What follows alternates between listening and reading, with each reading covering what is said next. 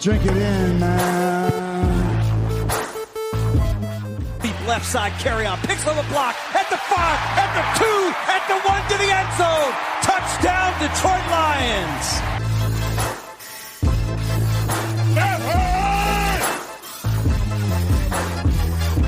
Drink it in, man. Get up, Stafford throws. It is end zone. Caught! Oh, baby, what a catch! Kenny Galladay, you're a freak! What a catch! Touchdown, Detroit Lions!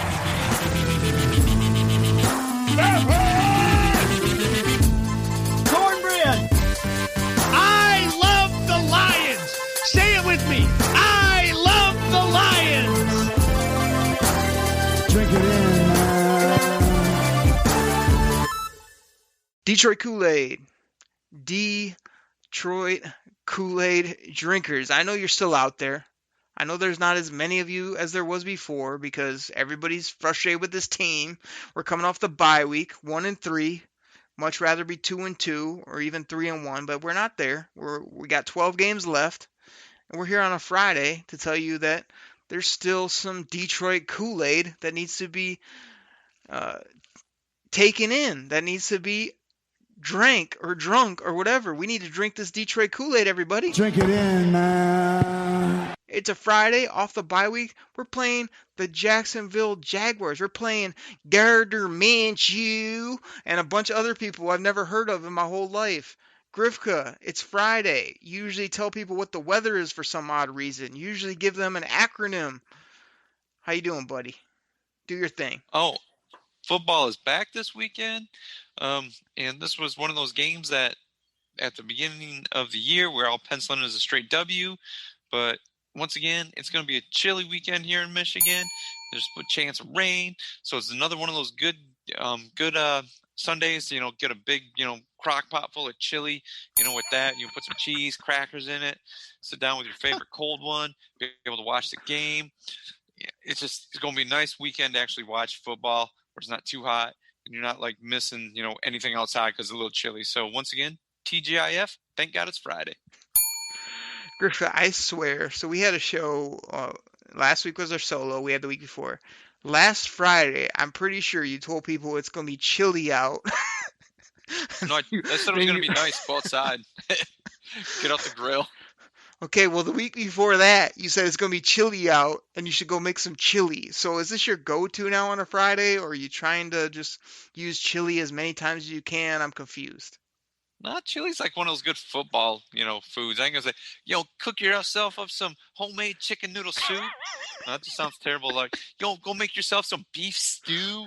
No, beef stew don't sound good. No, chili is like football food. So, okay, it'll be slightly brisk outside. Make some chili. Slightly brisk, like, man, I can still live with a sub. No, man, when it's chilly out, you want chili.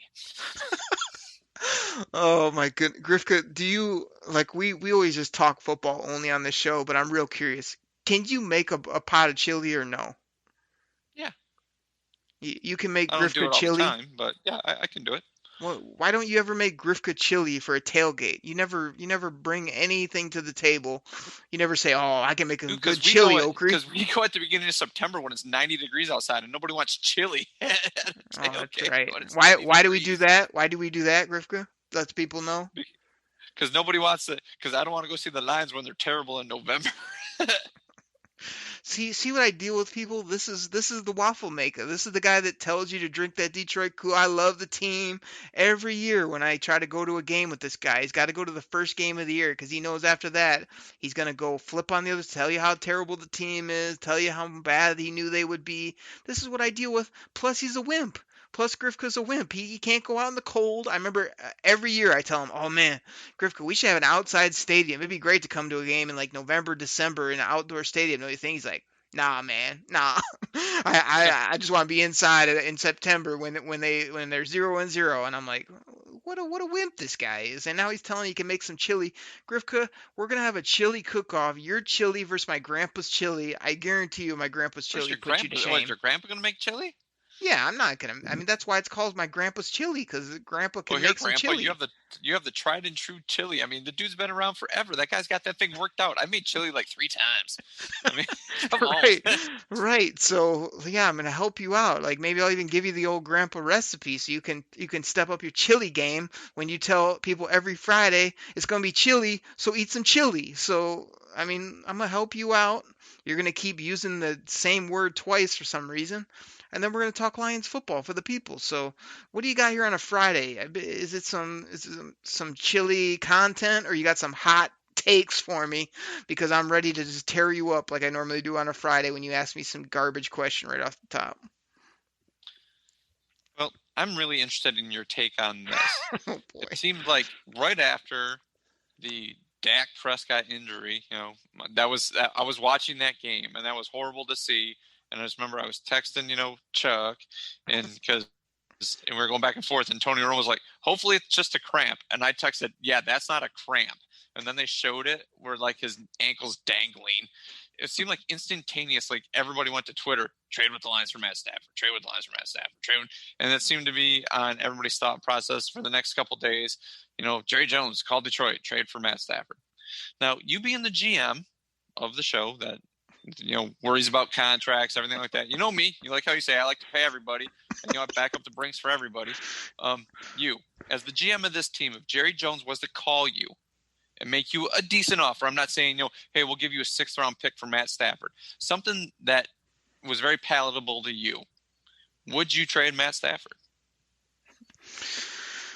Oh, Grifka, this is normally the time in the show where I say, Grifka, is that a real question, really? But I'm not going to do that today. This is a good question. I can't wait to tackle this one. But of course, before I get to it, I got to hint on a few things you said. First of all, if you're going to bring Chuck up on the show, we got to refer to him as he's known here on the show, and that's Chuck the Magazine, because everybody knows that Chuck is known for one thing on this show, and that was his few appearances on the Fantasy Football Flavor, where he continually mentioned, and I continued to make fun of him, that he still goes to Barnes & Noble every year to buy the Fantasy Football Magazine.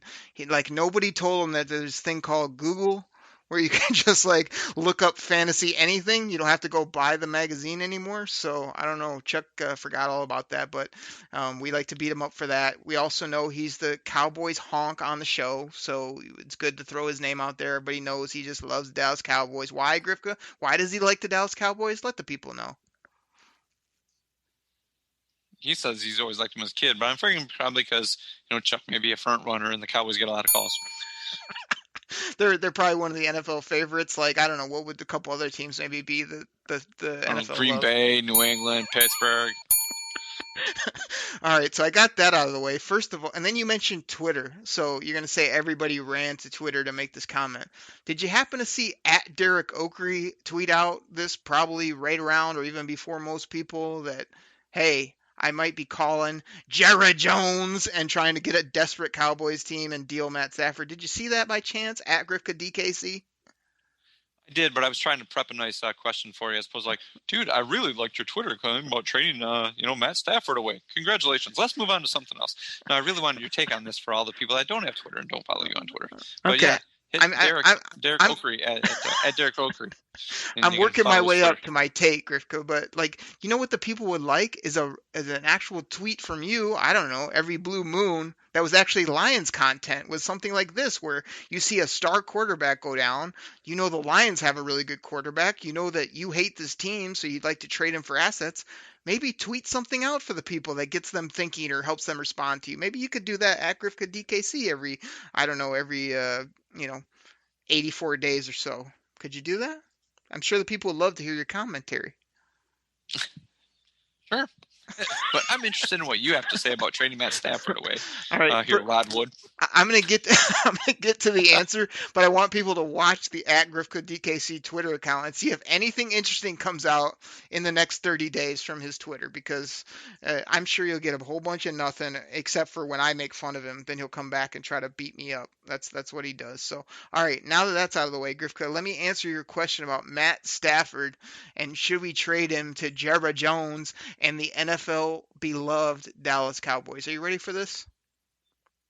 Yes, I am stoked to hear your answer. Grifka, this is something that I hate to say isn't probably not going to happen, but I'm a proponent of this. I really am. Like, I'm trying to decipher the contract because I'm finally glad that you tipped your cap to me, the GM of the show, me, the thinking man of the show, me, the guy that considers more than he's good or he sucks, because there is a lot of factors involved, and the contract is a big factor in all of this. What is the dead cap? What's the buyout? How could they do all this? But I'm here to tell you, Matt Stafford's 32 years old in 2020. He's been here for 11 plus seasons. We know what we have. As I kind of put online on Twitter, he is what he is at this point. And what I mean by that is, yes, he's a good quarterback. Yes, he can make all the throws. He has elite arm talent. He has almost everything you look for in a quarterback. But we've seen what we've seen in Detroit. It hasn't changed. Like, we can keep him around and try to put the ultimate super team and win with him. But it feels like we're getting to a breaking point where if you could get, people were talking about a second round pick. Could you get a first and a fourth? Could you get a player like Michael Gallup and a pick?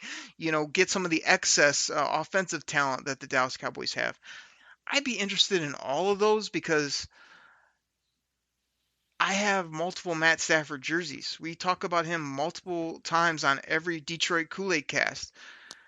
Benny Blades is always talking about Matt Stafford on Believe in Lions, which drops on Thursdays on your favorite podcast platform.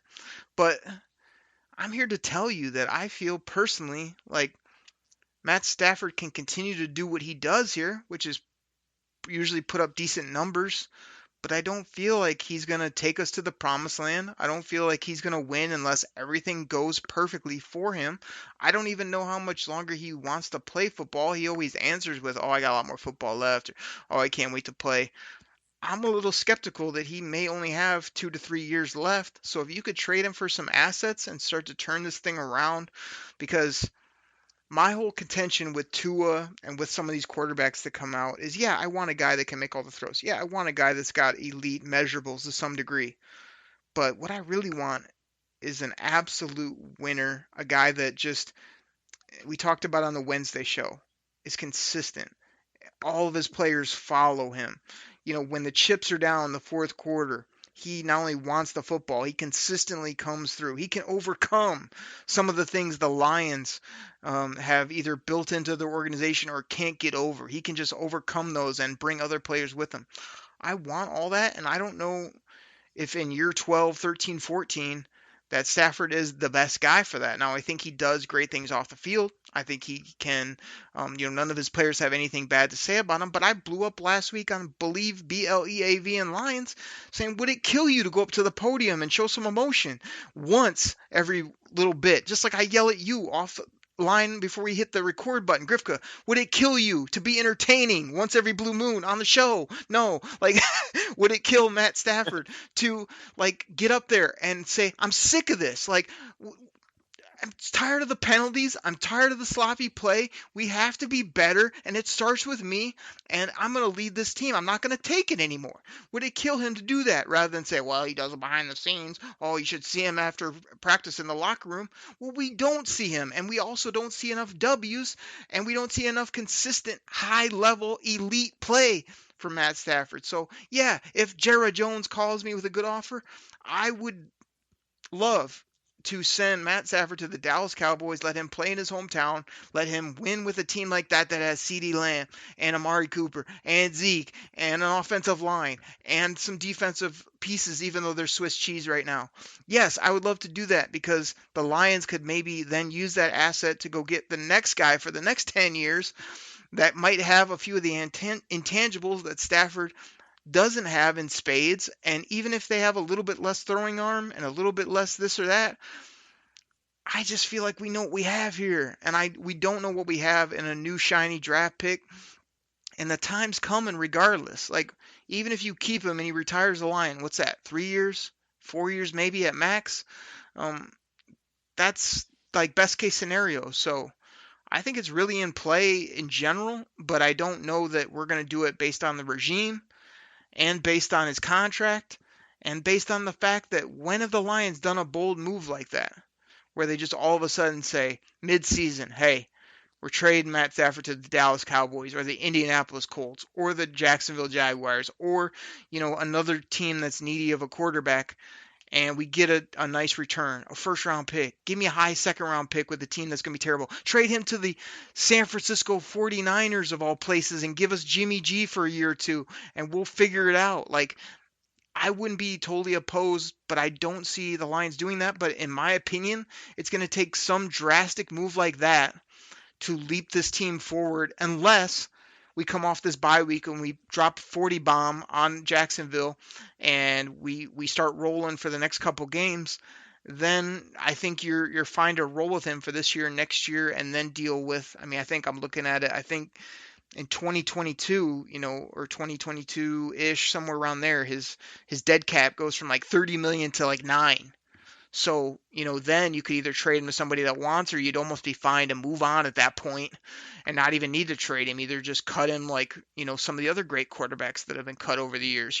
It happens. So my scenario is bold move and do it either now or mid-season, or ride it out if he starts really playing well and you think you can win ball games. And in 2 years, you're going to have to need that new guy that's going to sell jerseys, that new signal caller, that new leader of the Detroit Lions. And I'm excited for that as much as I like Stafford as a quarterback.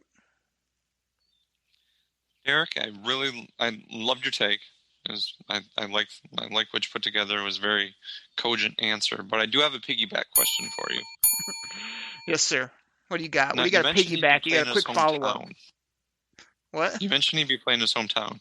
Did you know that he grew up with Clayton Kershaw, the pitcher for the Los Angeles Dodgers? Grifka, you know what I got to say to that? What? That drives me freaking bonkers.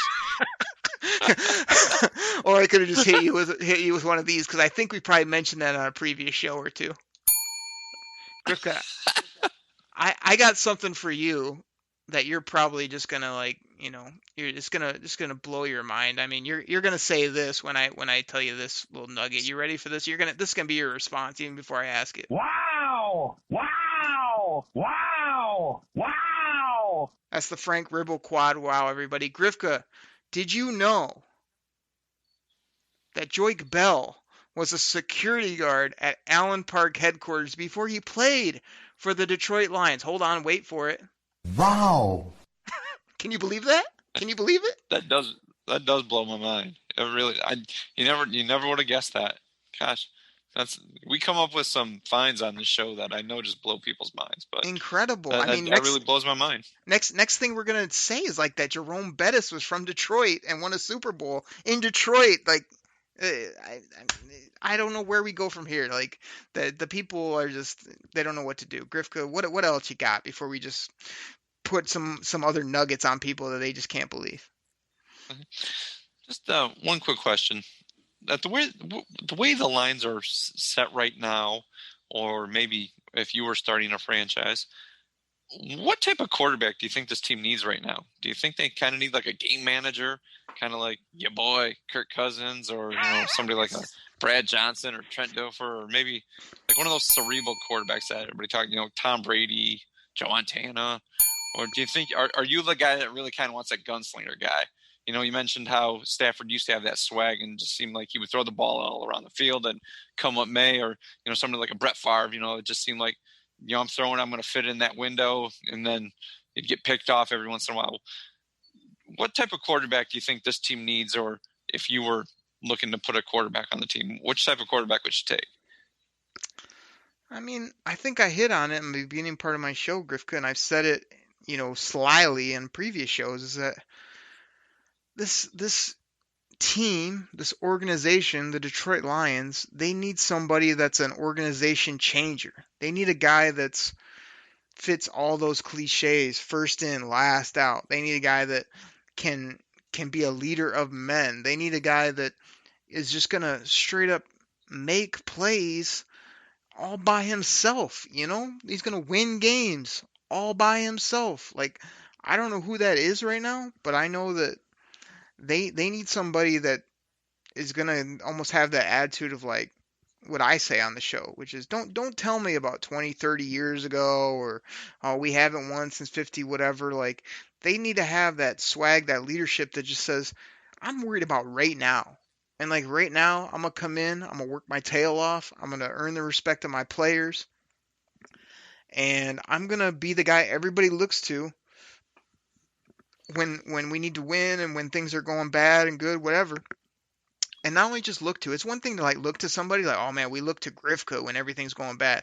Can Grifka make plays? Can Grifka help us win games? Have we seen it from Grifka? Because if not, I don't care who we look to if only sometimes, or if he has that, you know, him haw look on his face, or if he's the waffle maker. Like, we need a guy that can show up and just get it done. And gosh, I don't know who that guy is, but I know other teams have been able to find him. I mean, you're talking about like the scrub quarterbacks that the Houston Texans had before they found Deshaun Watson. You want to remember what the Kansas City Chiefs look like, you know, putting up these, you know, gaudy win records, but never being able to do anything in Kansas City until a certain Pat Mahomes showed up. I mean, there's all these situations where guys just came in and they're just special, man. They're just special talents. And I feel like the Lions, you know, Matt Stafford's the best quarterback we've ever had in my lifetime for sure. And a guy that, yeah, like you said, early in his career, he showed all these things I'm talking about, you know. But there's also some parts of him now where it's just kind of like you said, how he's used to the Lions' way of doing things. He's always says the right thing. He just wants to be the good guy. The Lions have paid him handsomely, so what does he have to work for? He's never been challenged with a good backup. You know, all these things where it's like, yeah, he's got leadership, he's got all the things you look for, but I don't know that he's been had the adversity that some of these other people have had. I mean, even when you look at players across the league, there's guys that have just had these incredible circumstances and they just overcome everything all the time. I feel like, again, people are going to hate this, but I think it's true. Matt Stafford came from a well-off family in Texas there. He was the top high school quarterback. He had any pick of anywhere, went to Georgia. He was kind of inconsistent there, but everybody loved him. Got taken first overall, got paid every year, every contract he's been asked. He's been always been somewhat gifted the quarterback position after he won it, his rookie year from Dante Culpepper of all people. So you just need that guy that is just special, intangible wise. And yeah, they need to make all the throws and whatnot. And Grifka, I'm just going to throw this out as a little teaser. It's a very early draft exclusive. I know you brought this guy up, Grifka, and I said I hadn't done much work on him. I've started to pull up some tape of Trey Lance from North Dakota or whatever, South, wherever. Like, I saw some very awesome things, some very interesting things on tape, Grifko, the types of plays this guy was making with his arm, his feet, his stats, some of the leadership qualities you look for. So Trey Lance is on my radar now as a quarterback that, hey, if we end up finishing 4-6 wins and we're not at that top couple picks, but we're in that top 5, top 10, this might be a guy I'm willing to hand the baton off to because he looked like he had some things and he could throw the football all over the yard. I liked what I saw.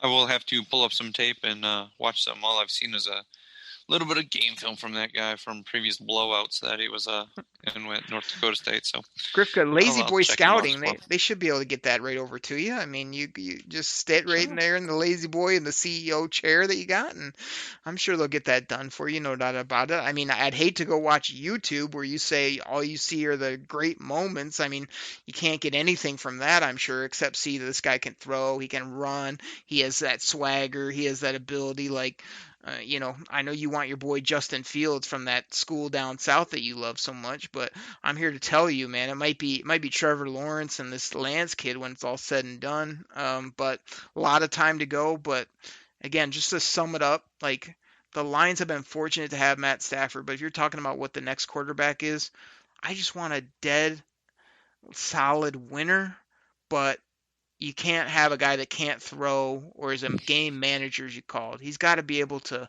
wing it around. He's got to be able to make all the throws, but he's got to be able to move those chains with his feet. Everybody laughs like, oh, that Stafford actually ran once. Like these quarterbacks that are doing well in the league now, Russell Wilson, man, the guy runs for 3-4 first downs every game because people are trying to defend the pass. He moves the sticks. Like, we need a guy like that. I feel like what I saw from Trey Lance, he's got that ability to move and to run, and the Lions need to find that dual threat, a winner, and a guy that can be electrifying for the fan base, but also a guy that people like.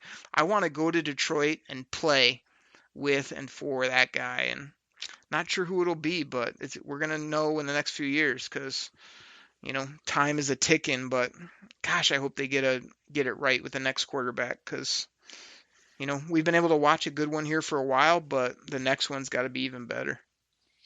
Okay. Me, everybody knows I like the gunslinger, the guy that goes chucks it wherever. Yeah, they make me mad sometimes, but then they make those plays. They're just like, oh my gosh, did you see that? So I always like the gunslingers myself. Well, let's do this. Let's take a pause for the cause, pay some bills, and come on back, and we'll talk about the Jacksonville Jaguars. Detroit Koolaid, as Grifka says, Detroit Koolaid Cast. What do you say in your solo shows? You say, welcome everybody to the Detroit Koolaid. Makes me laugh every time when you introduce people to the Detroit Koolaid. I laugh every time. I'm sure others do as well. Grifka, we got the Jacksonville Jaguars on the docket here, a team that is, I don't know, I don't know if I don't have the Charles sound bit, but if I did, it'd sound something like this. Man, they're terrible. That's a terrible team. That's a terrible idea. Something like that. Like, this team's not good. I mean, I'm sure you're going to go on and on about how Gardner Minshew's stats are good and look at their running back and, oh man, they've got some playmakers on defense. I'm here to tell you it's not a very good team, and I got some stats to back it up, but we don't know what we have in the Lions right now, so it should be interesting to talk about what you got. Okay, well, you brought his name up. Like you said, Gardner Minshew has been throwing us some stats, even though they have one win. What do the Lions have to do to maybe slow him down?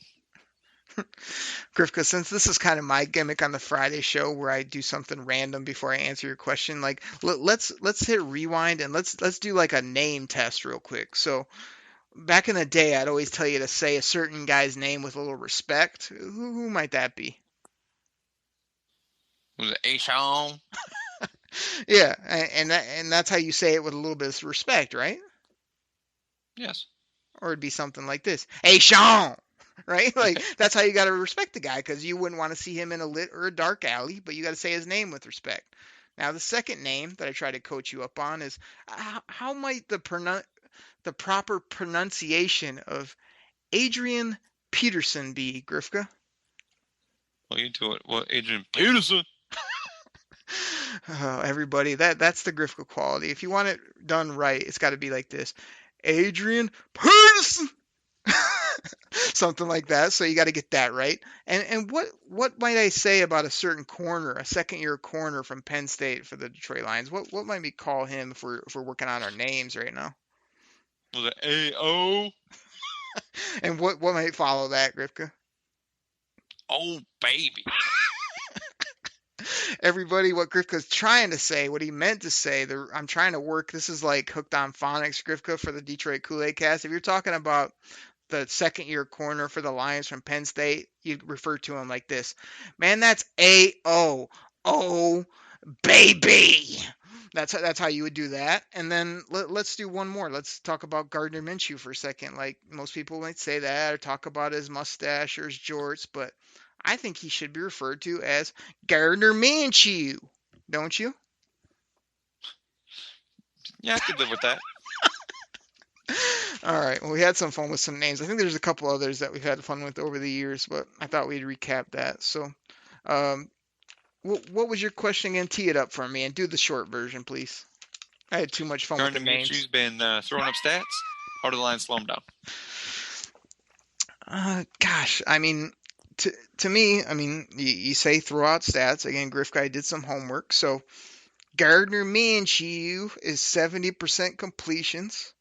He's got about 335 yards passing per game, which was really surprising. I couldn't believe it when I saw that, but 335 is about 150 more than I would think he'd have on most weeks. But I don't know what to think about Mr. Minshew. I mean, he's he's a guy that got picked late. I want to say the 5th round. I mean, he came from a school that just threw it all around the yard, but I see this quarterback as a guy that can run around. I see him as a guy that isn't dynamic in the passing game. He also doesn't have these all-world pass catchers. They've invested a lot in receivers, but they only have one or two guys to show for it. Um, I have here, I think he's got sacked 17 times. So again, holding the football, they're sort of dancing around back there. He's got himself sacked quite a bit. And I don't know. He's better than I thought. Like even in fantasy football, there was that big joke about draft Gardner Minshew, like first overall or whatever. But Gardner Minshew was a great quarterback to get like, you know, mid to late rounds. He does seem to put up numbers. The team seems to love him, kind of like what I just went on and on about he does seem to be a leader. So I think the Lions are going to have to keep him in the pocket. I would much rather see him try to beat us with his arm than scramble around and make those off kilter type plays that he's somewhat been known for in the league so far. So he doesn't scare me, but you know you can't argue with 335 per on average, 70% completions, as well as running the ball a little bit. So you know they're going to have to contain him and hope that their guys can cover and get their hands on some footballs. Okay. Everybody assumed that Jacksonville was just looking to tank at the beginning of the year, but they've actually been really competitive in their games. Do you think at some point, you think the Lions, if they do come out, you're looking, you said maybe throw up a 40 burger. Is there something maybe that if the Lions score, they might be able to put this game to bed early, maybe by halftime, where Jacksonville's like, okay, we'll just take this loss, maybe start to tank like people thought early in the year? I don't know. I don't feel like the NFL, you hear me say it on multiple shows, is a game where you punch people in the face, take their candy, and beat them by halftime or beat them by 20-some points. You know, it's a rarity, I think, in the league. You also mentioned they've been competitive. Like, this is what kills me about you on this show. Like, this is why you've been deemed the waffle maker, because somehow the Jacksonville Jaguars are competitive in all their games, and you give them credit, yet my stats and analytics here says that they've like the first team in I don't even know how many years that have lost 3 straight games to teams that had no W's. I mean, they lost to 3 teams in a row that had no wins in the stat sheet, which is -1 of what the Detroit Lions have. And you're giving them credit because they were close or they did okay instead of the old Griff. Well, they lost, doesn't matter. So I don't know what I'm dealing with the waffle maker here, but to me, they've lost 3 games. And they have nobody like big names on their team, which is exactly why I'm so nervous about this game. Because you know me, it's the up-down theory, Grifsky. Like when you lose 3 games in a row to 3 scrub teams, and the Lions are coming in, and everybody thinks, oh, the Lions go maybe just outscore them. Maybe the Lions will beat them by halftime. Maybe Grifka DKC said this could be a game where they just put it to bed early. It feels like a game that's going to come down to the wire again, or we're going to have a lot of no-name players making plays on us, and a game where the Jaguars are due to get a W after losing 3 in a row. So that's what I got to say about it. Is I mean, I don't give them credit for being close or being competitive, but I think this could be a tough ball game for all the reasons you wouldn't expect. Is Jacksonville's defense, like I said, they've been competitive. They seem to be one of those games they'll be in it for a little bit, and then the fourth quarter, the other team just kind of finally applies the pressure that they have overwhelming talent against Jacksonville to win the game. And we've seen the Lions, don't want to talk about how they've struggled in the fourth quarter to put away games. Is this kind of one of those, games where it's the weakness of each team in the fourth quarter going against each other? Do you think the Lions can maybe put that to bed after a bye week and put this game away if they're leading in the fourth quarter? Oh, Grifka, again, I'm so glad I got these stats because now I can not only crush you, but I can back it up more than I do on most shows. Grifka, you say the defense is playing solid? My numbers seem to say otherwise because the Jacksonville Jaguars allow 36.8 points per game. You know how many yards passing they give up per game there at Grifka DKC? You want to know how many? Probably like 350, 400? Yeah, would a good defense give up 350 to 400 per game, or would you be going nuts on the show saying they can't cover a coffee table if they gave up those type of yardage? Well, considering they've traded away their stars, they're playing a little better than what everybody thought. So I guess that's what I was getting at. That I wasn't considering them, like we all thought Detroit's, awesome defense with, their totem pole linebackers would be better and their zero pass rush. We thought they'd be better, but considering what's on Jacksonville's defense, yeah, they have been playing a little, more competitive than what everybody thought. Everybody thought they'd be giving up 50 burgers all year.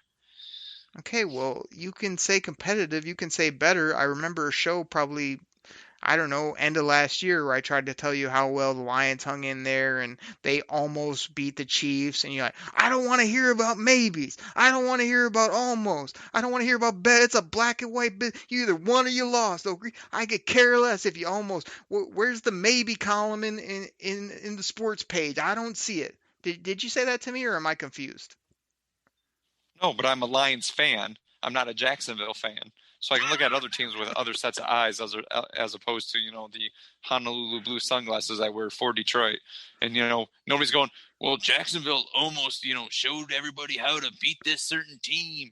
It's like, no, I mean, that's crap. You lost. But they had traded away pretty much all their talent, this year, where Detroit hadn't done that. But you use the crutch of all the injuries and, crap guys like Jared Davis who played all year, and so whatever. So yeah, once again, I guess I expect a little more out of a team that wasn't trading away all their good players, but you're okay with that. So all right, Grifka, you know what you do to me on the show, and you know what I do to you, and the reason why people love to listen. You want to know why? Because we do that. We both look at the Lions with Honolulu blue glasses on. No, because we do this to each other. That drives me freaking bonkers. I mean, basically, I do that to you, and you do that to me, and that's why we're entertaining. But like, I'm serious. I'm looking at this. Grifko, you want to know something that's going to blow your mind here on a Friday show? You think you rile me up? You think you get me going? You want to hear something that's just going to knock you off your lazy boy right now? Oh no, you did tell me that Jerome Bettis was from Detroit and he won a Super Bowl in Detroit, and that really floored me. So this better be really good. I did drop that bomb on you. I mean, I think you've recovered though. So listen to this bombshell. Again, you and everybody else wants to go on about the Lions' pass defense. I mean, I don't think my numbers are mistaken here, but the Jacksonville Jaguars give up 350 passing yards, 11 touchdowns already this season. The Detroit Lions have only given up 235 yards passing per game. That's 115 less per game than the Jacksonville Jaguars. So you think we can't cover? I mean, gosh, this isn't covering a coffee table. Jacksonville Jaguars, I don't even know what it is. This is some type of dining room setup that they can't get handled here for them because that's embarrassing. You want to know how bad we've been in the run game against the rush, especially against the Saints? We give up 170 rushing per game, and so do the Jaguars. So, this is just going to be an absolute debacle on the defensive side of the football definitely for Jacksonville and the Lions. If they can even tighten it up at all, I don't see why they can't score a bunch of points and win this ball game.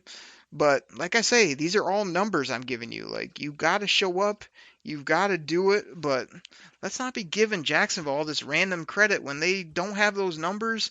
They have guys on offense named James Robinson. They've got guys at wide receiver named Keenan Cole and Garyon Conley. They got a couple young studs in Chark and Laviska Shenault. Laviska Shenault, one of the All Grifka name teams. He's got to be on him, and Rocky Sin and all the other people that you love just because their names. I mean, Laviska Shenault's got to be on there. But I'm telling you, we got more offensive talent.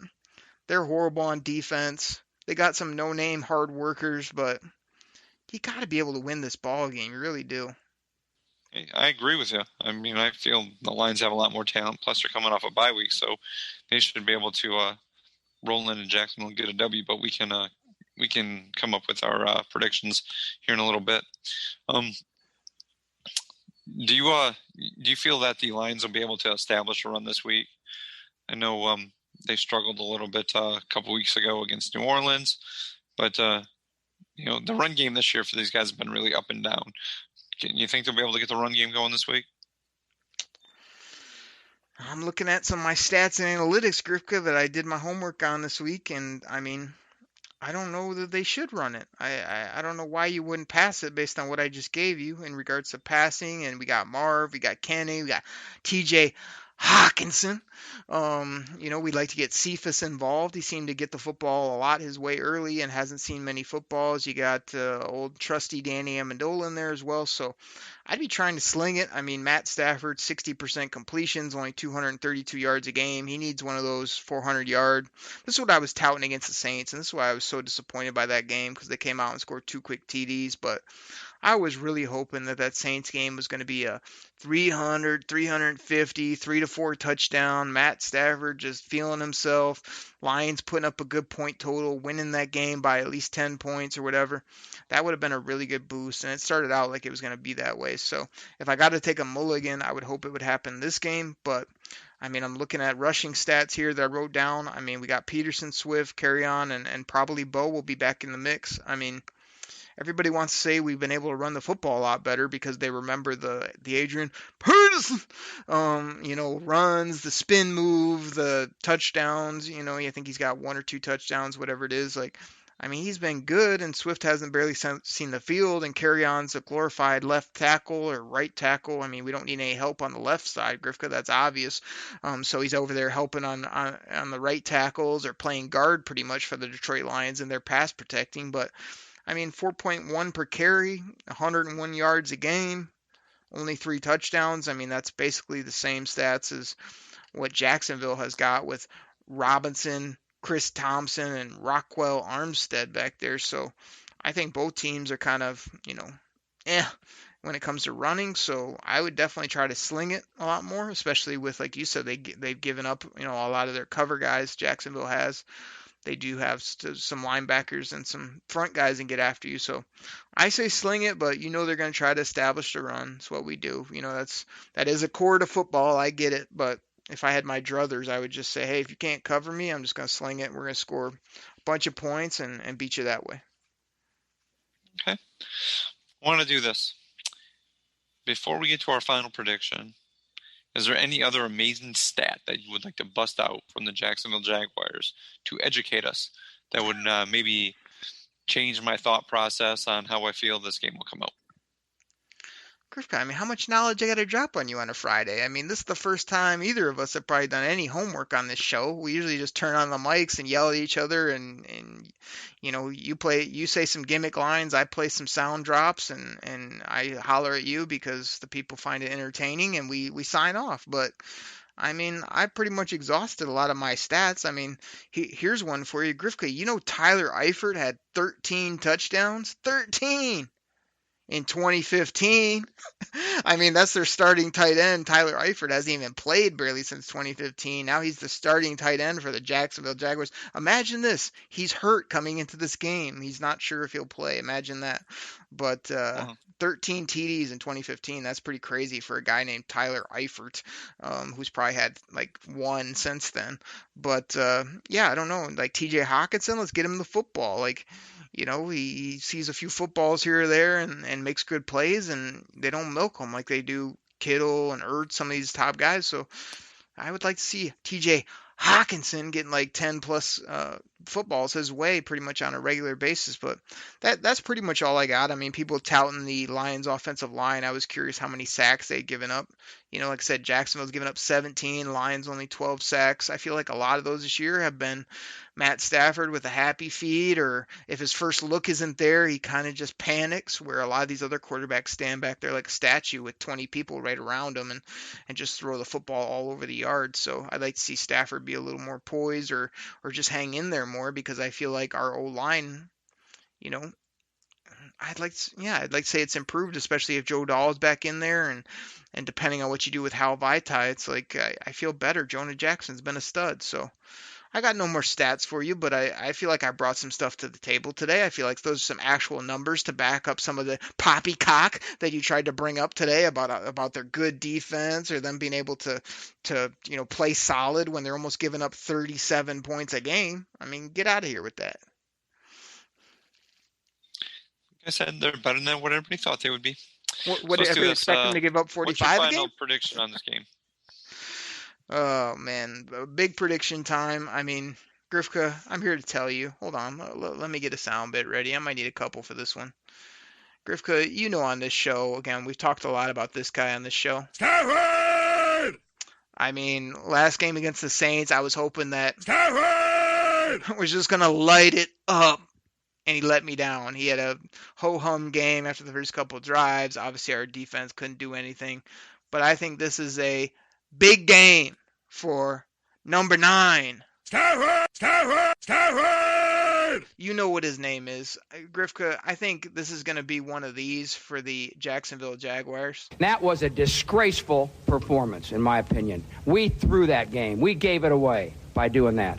We gave them the friggin' game. In my opinion, that sucked. Thank you, Jim Moore. I think that's what the head coach of the Jacksonville Jaguars would be saying once he looks at the game tape of what the Detroit Lions can do to him here in this ball game. So, Grifka, you know what I got to do when it comes to prediction time. Coming off a bye week 1-3, everybody thinks the Detroit Lions are done, just need to sell everything and get rid of everybody and start over and scrap the whole thing and we're the worst team ever. You know what I got to do there. Drink it in, man. Grifka, I got 45 points for the Detroit Lions. That's a 40 burger with a side item on your plate. 45 points for the Lions. I still think the defense is going to be an issue. Give the Gardner Minshew-led Jacksonville Jaguars 35 points. 45-35. Fun game to watch. Fun fantasy football game. If you haven't, check out my articles at USA Today Lions Wire where I detail some of these numbers and whatnot. 35-45. Detroit Lions get a W. Go to 2-3. Head into the ATL where I will be there live and in person at the Mercedes-Benz Stadium watching that game with my buddy Chops. I cannot wait. Lions need some mojo. Need to get this W. And woo-wee, would I love dropping a 45 spot on Jacksonville. Let them know what it is, Rod Allen. Woo! Grifka, what do you got? I should have let you go first because I just brought the heat. What do you got? Coming off the bye week, I think the Lions will have some stuff figured out. I think they're going to throw up some big points. I got the Lions scoring 38 this game, and I got Jacksonville putting up 24. So Lions winning 38-24. Wow. Tremendous. Unbelievable. I can't believe you just said that, Grifka, but I'm happy. You didn't bring me down. You've frustrated me on Wednesday. You brought up some things today. We tried to have a little bit of fun on the show. I tried to give some strong takes, some strong opinions. Before we close up this show, I mean, it's just a staple here on the show. We have to ask the question. We have to just pick the brain of @GrifkaDKC on Twitter because he never tweets and ask you this. Grifka, do you have anything else for the people? Nope. Everybody, drink that Detroit Kool-Aid. One of these days here on the show, Grifka will have something just that's going to blow your mind at the end of the show. I don't know, something like Matt Stafford being friends with Clayton Kershaw. Jerome Bettis is from Detroit. I mean, Joyke Bell was, some of those amazing. He's going to have something one of these days that hasn't happened in over 2 years here on the show. It's going to happen. Just like the Detroit Lions are going to win this ball game. The Detroit Lions are going to win a Super Bowl in our lifetime. It will happen. And you're going to hear about it here on the Detroit Koolaid Cast twice a week, Wednesdays, Fridays. You can catch me on Thursdays, BLEAV and Lions legendary safety, Benny Blades. He brings it. We have a bunch of fun. We're just talking Lions basically all week. And again, you don't know what other shows I might pop up on. Might be doing some guest spots. Always love talking Lions, even despite the struggles here to start the season. So everybody, drink that Detroit Kool-Aid. Take care. As Griffith says, has a great weekend. We'll be back here next week talking all things Detroit Lions right here on the Detroit Koolaid Cast. Take care, everybody. We're out. Pack the bag, start the plane. This game is over. It is over. What a comeback by the Lions. Drink it in, man.